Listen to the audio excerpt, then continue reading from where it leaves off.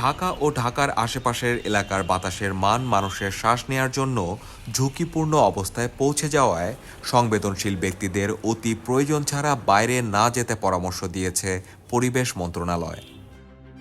আজ মঙ্গলবার পরিবেশ, বন ও জলবায়ু পরিবর্তন মন্ত্রণালয় এক সংবাদ বিজ্ঞপ্তিতে এই কথা জানায় এবং একই সাথে সব বয়সী মানুষদের বের হলে মাস্ক পরতে অনুরোধ করে।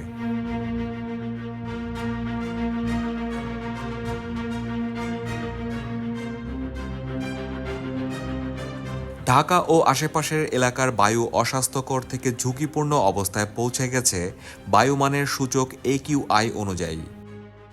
বর্তমান ঢাকার AQI 250-এরও বেশি। AQI মান 50 থেকে 100 এর মধ্যে থাকলে বায়ুর গুণমানকে মাঝারি বলে বিবেচনা করা হয়। গত 4 ডিসেম্বর বুধবার ঢাকার AQI ছিল 259, যা সেদিন সারা পৃথিবীতে সর্বোচ্চ। অর্থাৎ ঢাকার বাতাস ছিল সবচেয়ে দূষিত। আজ পরিবেশ অধিদপ্তরের ওয়েবসাইটে বায়ুমানের তথ্য দেখে প্রয়োজনীয় ব্যবস্থা নিতে বলা হয়েছে সাধারণ জনগণকে। এর মধ্যে ছিল সংবেদনশীল ব্যক্তিদের নিতান্ত প্রয়োজন ছাড়া ঘর থেকে বের না হওয়া এবং সবাইকে মাস্ক ব্যবহার করার পরামর্শ।